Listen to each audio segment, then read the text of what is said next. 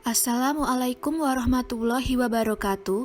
Perkenalkan, kami dari kelompok 5 dengan anggota Hori Anissa Kusumaningrum, NIM B200180084, Nila Aprilia dengan NIM B200180085, Aditya Rehan Yafi Wiryawan dengan NIM B200180089, Alfi Rahmania Putri dengan NIM B200180094, dan yang terakhir Misbah Amaliyah dengan NIM B200180096. Di sini kami akan mempresentasikan bab 7 dengan judul Mengimplementasikan Strategi, Isu Manajemen, dan Operasi. Sifat implementasi strategi. Formulasi kesuksesan strategi tidak menjamin kesuksesan implementasi strategi. Walaupun hubungannya tidak dapat dipisahkan, implementasi strategi secara fundamental berbeda dari formulasi strategi. Formulasi dan implementasi strategi sendiri dapat dibandingkan dengan 5 cara. Yang pertama, formulasi strategi diposisikan sebelum tindakan.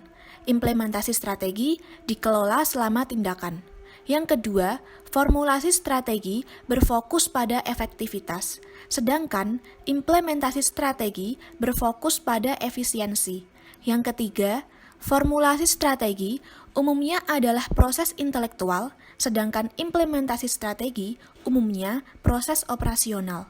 Yang keempat, formulasi strategi mensyaratkan intuisi yang baik dan kemampuan analitis, sedangkan implementasi strategi mensyaratkan motivasi khusus dan kemampuan kepemimpinan. Yang kelima, formulasi strategi mensyaratkan koordinasi antara beberapa individu, sedangkan implementasi strategi mensyaratkan koordinasi antara banyak individual. Perspektif manajemen. Dalam proses formulasi dan implementasi strategi, sebaiknya melibatkan manajer divisional dan fungsional.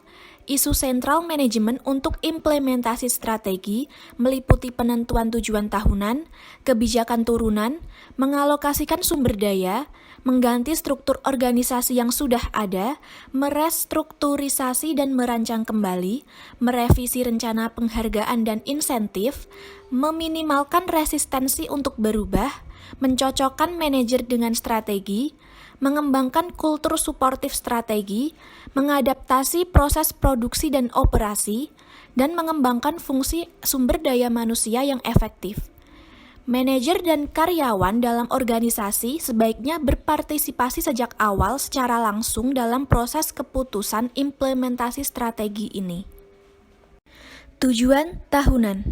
Penentuan tujuan tahunan atau Establishing Annual Objectives adalah aktivitas desentralisasi yang secara langsung melibatkan semua manajer dalam organisasi. Tujuan tahunan penting untuk implementasi strategi karena 1. Menunjukkan dasar dalam pengalokasian sumber daya. 2. Mekanisme utama untuk mengevaluasi para manajer. 3.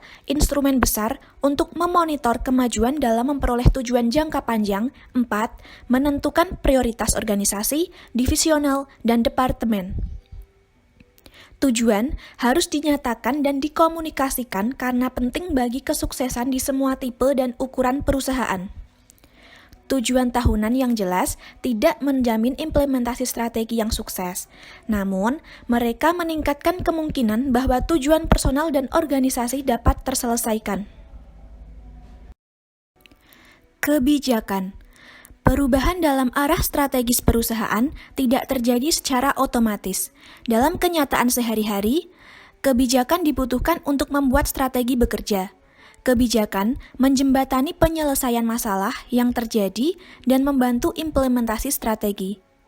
Definisi umumnya, kebijakan atau policy mengacu pada pedoman spesifik, metode, prosedur, urutan, bentuk, dan praktik administrasi yang dibuat untuk mendukung dan mendorong maksud tujuan yang telah ditetapkan. Kebijakan memungkinkan karyawan dan manajer memahami apa yang diharapkan dari mereka, sehingga meningkatkan kemungkinan bahwa strategi yang diimplementasikan akan sukses. Alokasi sumber daya. Alokasi sumber daya atau resource allocation adalah aktivitas sentral dalam manajemen yang memungkinkan pelaksanaan strategi. Manajemen strategik membuat sumber daya dapat dialokasikan terkait dengan prioritas yang dibuat berdasarkan tujuan tahunan. Semua organisasi setidaknya memiliki 4 sumber daya, yaitu sumber daya keuangan, sumber daya fisik, sumber daya manusia, dan sumber daya teknologi. Faktor-faktor yang menghambat alokasi sumber daya yang efektif ada 6, yaitu 1. Proteksi berlebihan untuk sumber daya tertentu. 2. Terlalu banyak penekanan pada kriteria keuangan jangka pendek. 3. Politik organisasi. 4. Target strategi yang tidak jelas. 5. Enggan mengambil resiko. Dan yang keenam, kurangnya pengetahuan. Mengelola konflik. Konflik dapat didefinisikan sebagai suatu ketidaksetujuan antara dua pihak atau lebih pada satu atau lebih isu. Penentuan tujuan tahunan perusahaan itu dapat mengarahkan konflik antar para manajer dan para pembuat strategi, sehingga perlu adanya trade-off.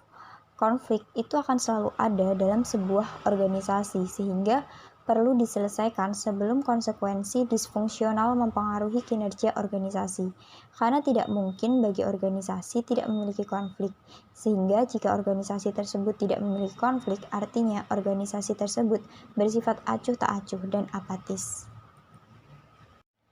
Pendekatan untuk mengelola dan menyelesaikan konflik. Yang pertama itu penghindaran. Penghindaran merupakan tindakan seperti mengacuhkan permasalahan dengan harapan konflik akan selesai sendiri. Yang kedua yaitu penyatuan, merupakan proses menyingkirkan perbedaan antar pihak-pihak yang berkonflik, sementara memunculkan kesamaan dan kepentingan bersama. Yang ketiga yaitu konfrontasi. Konfrontasi itu adalah saling bertukar anggota antar pihak yang berkonflik, sehingga masing-masing akan mengerti sudut pandang pihak lain dan melakukan pertemuan sehingga mereka akan mendapatkan pandangan dari masing-masing. Menyesuaikan struktur dengan strategi. Struktur secara luas itu menunjukkan bagaimana tujuan dan kebijakan dibuat. Struktur juga menunjukkan bagaimana sumber daya akan dialokasikan. Tidak dapat dipungkiri bahwa struktur itu dapat mempengaruhi strategi, di mana perumusan strategi itu harus dilaksanakan, sehingga jika strategi baru tertentu membutuhkan perubahan struktur masif, maka hal tersebut tidak akan menjadi pilihan yang menarik. Nah, dalam cara ini, maka struktur itu dapat membentuk pilihan strategi. Namun, kekhawatiran yang lebih penting adalah menentukan tipe perubahan struktur yang dibutuhkan untuk mengimplementasikan strategi baru dan cara perubahan ini dapat diselesaikan. Struktur fungsional. Struktur fungsional mengelompokkan tugas dan aktivitas berdasarkan fungsi bisnis, di mana keuntungannya adalah sederhana dan tidak mahal. Adanya kapitalisasi pada spesialisasi aktivitas bisnis, meminimalkan kebutuhan untuk mengelaborasi sistem kontrol, memungkinkan pembuatan keputusan yang cepat. Adapun kerugiannya adalah akuntabilitas ke puncak, delegasi otoritas dan tanggung jawab tidak didukung, meminimalkan pengembangan karir, moral karyawan dan manajer yang rendah, perencanaannya tidak memadai atas produk dan pasar, memimpin untuk pemikiran sempit atau jangka pendek, memimpin untuk permasalahan komunikasi.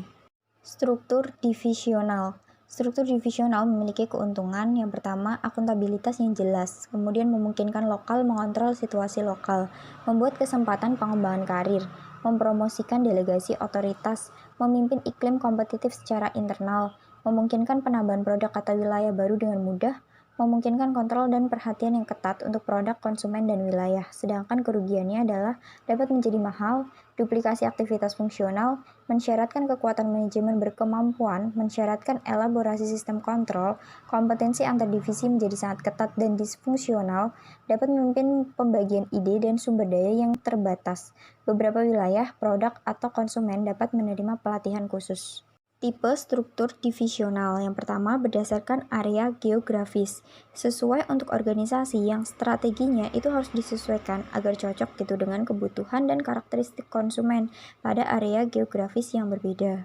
Yang kedua, itu berdasarkan produk atau jasa. Nah, ini paling efektif untuk mengimplementasikan strateginya ketika produk atau jasa tertentu membutuhkan penekanan khusus. Dan yang terakhir yaitu berdasarkan proses, yaitu aktivitas dikelola berdasarkan bagaimana pekerjaan dilakukan.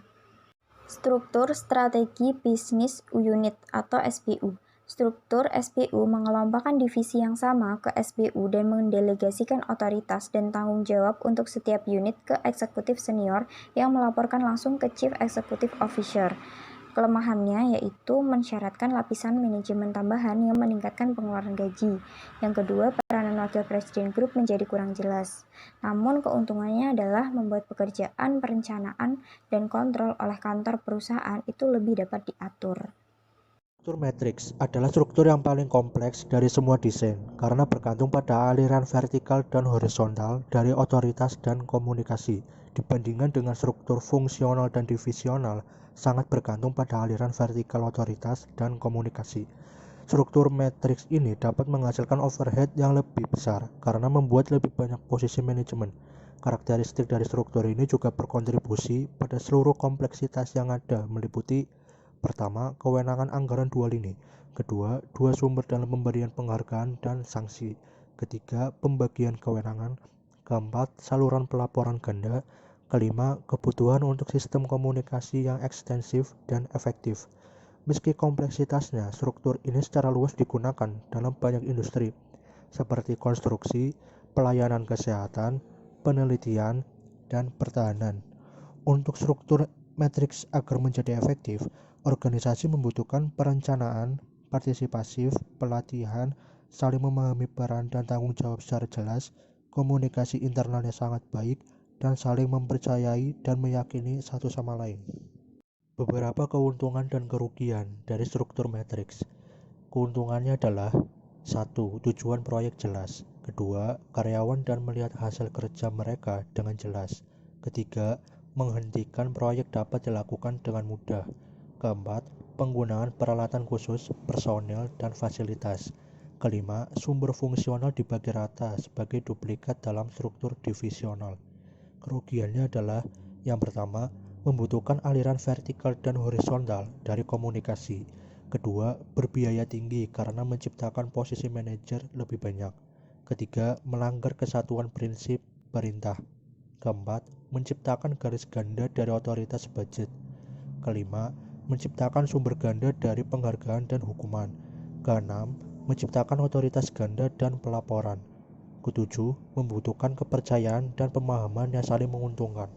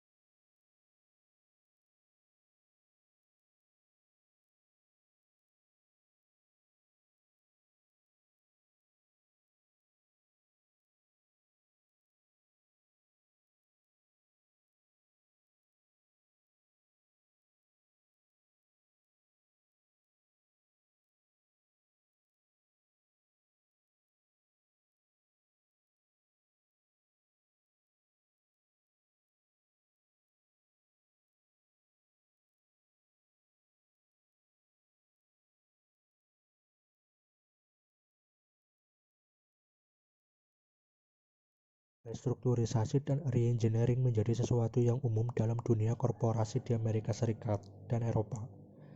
Restrukturisasi berpihak pada kepentingan pemegang saham dibandingkan kepentingan karyawan, sedangkan reengineering berfokus pada kepentingan karyawan dibandingkan pemegang saham. Restrukturisasi disebut juga sebagai pengurangan atau downsizing, right-sizing atau penghilangan pelapisan, yaitu delayering, yaitu mengurangi ukuran perusahaan dalam angka karyawan, jumlah divisi, dan tingkat hierarki dalam struktur organisasi perusahaan.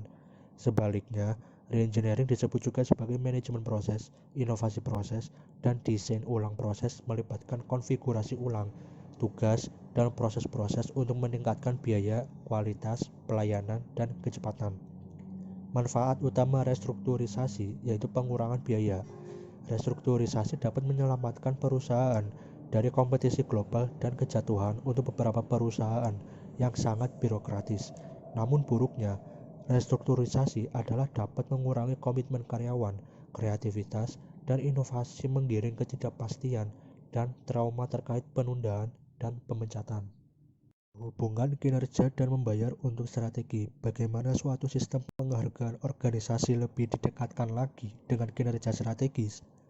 Bagaimana keputusan pada gaji, promosi, penghargaan berdasarkan jasa, dan bonus dapat digabung untuk mendukung tujuan strategis jangka panjang dari suatu organisasi?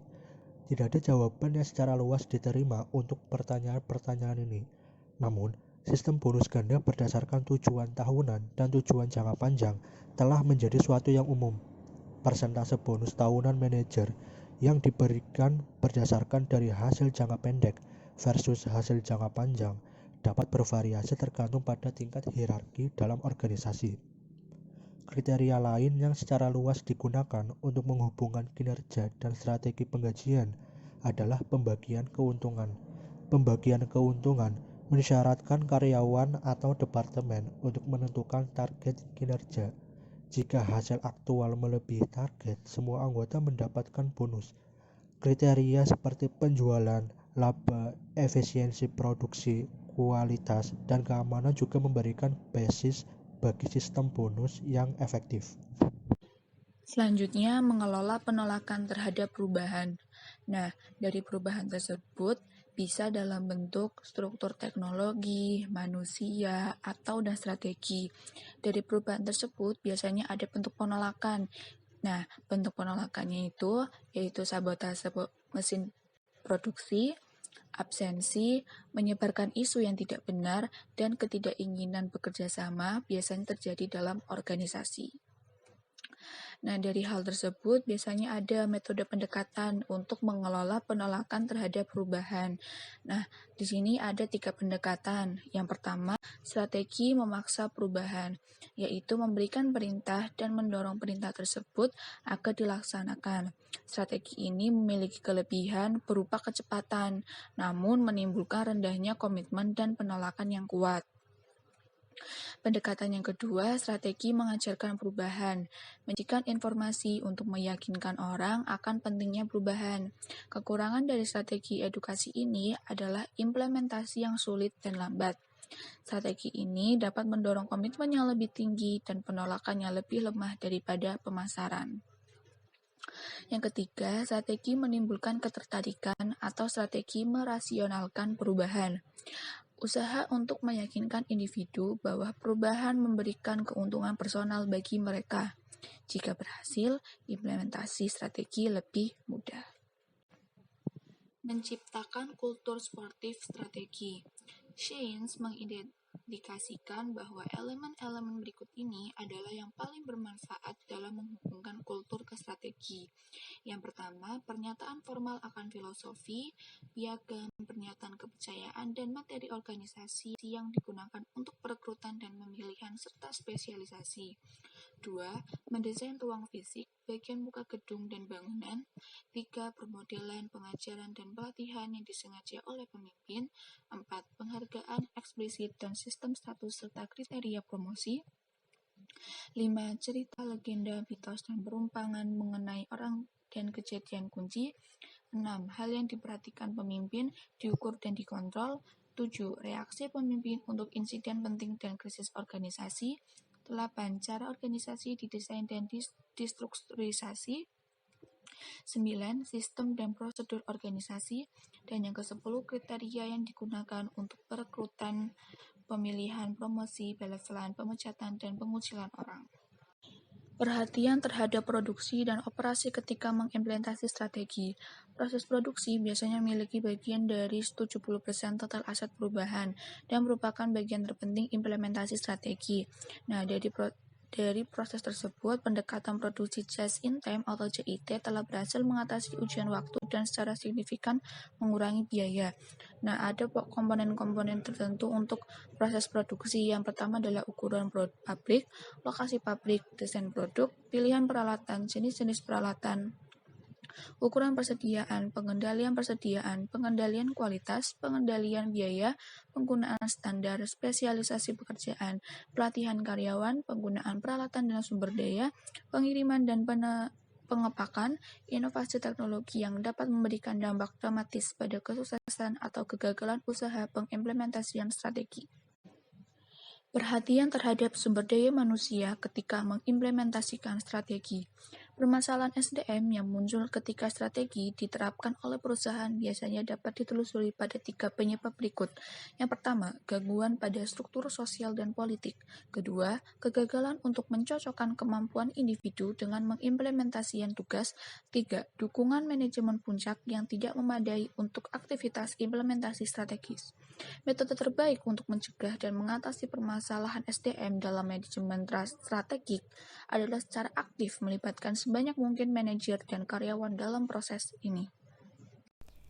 Employee Stock Ownership Plan atau ESOP adalah rencana pajak yang mengandung kontribusi dan memberikan manfaat karyawan dengan jalan karyawan membeli saham perusahaan melalui peminjaman uang atau kontribusi kas. Menyeimbangkan kehidupan pekerjaan dan kehidupan rumah tangga. Strategi pekerjaan dan keluarga semakin populer di perusahaan masa kini, yang dimana strategi ini memberikan keunggulan bersaing untuk perusahaan-perusahaan yang menawarkan beberapa keuntungan. Keuntungan diversitas angkatan kerja. Yang pertama, kemampuan beradaptasi yang meningkat. Dengan adanya kemampuan beradaptasi yang meningkat, suatu organisasi mampu menyediakan banyak solusi untuk masalah bisnisnya dan meningkatkan kemampuan beradaptasi di suatu organisasi di berbagai situasi ekonomi dan pasar. Yang kedua, cakupan layanan yang lebih luas. Dengan adanya keterampilan yang berbeda, memungkinkan adanya pendekatan-pendekatan yang berbeda dalam menyediakan layanan dari suatu organisasi. Hal ini akan lebih terbukti ketika suatu organisasi berurusan dengan keterbatasan bahasa dan hambatan budaya di berbagai area, seperti pemasaran, penempatan produk, dan pendekatan dengan talenta lokal. Yang ketiga, pandangan atau opini yang beragam. Dengan adanya pandangan atau opini yang beragam di suatu organisasi, mampu memberikan ide-ide yang ketika dipadu-padankan dengan tepat, dapat mendukung munculnya inovasi dan kreativitas. Yang keempat, keterampilan atau talent yang banyak. Dengan adanya keterampilan yang banyak, memiliki lebih dari satu keterampilan yang tersedia untuk satu bidang pekerjaan, itu akan memudahkan pemerataan ketenagakerjaan dan meningkatkan alokasi sumber daya serta mendorong pelatihan lintas keterampilan. Program kebaikan perusahaan.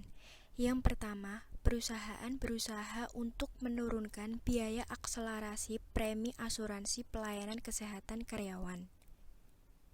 Yang kedua, perusahaan menetapkan program kesejahteraan atau kesehatan dengan memberikan konseling ke karyawan dan mencari perubahan gaya hidup untuk memperoleh penghidupan yang lebih sehat. Kesimpulan, formulasi strategi tidak selalu menjamin implementasi strategi yang sukses. Meskipun tidak dapat dipisahkan, namun formulasi strategi dan implementasi strategi secara karakteristik berbeda. Dalam kata tunggal, implementasi strategi berarti perubahan. Secara luas disetujui bahwa pekerjaan yang nyata dimulai setelah strategi diformulasikan. Kesuksesan implementasi strategi mensyaratkan dukungan dan disiplin serta kerja keras dari manajer dan karyawan yang termotivasi. Memformulasikan strategi yang benar tidak cukup karena manajer dan karyawan harus dimotivasi untuk mengimplementasikan strategi tersebut.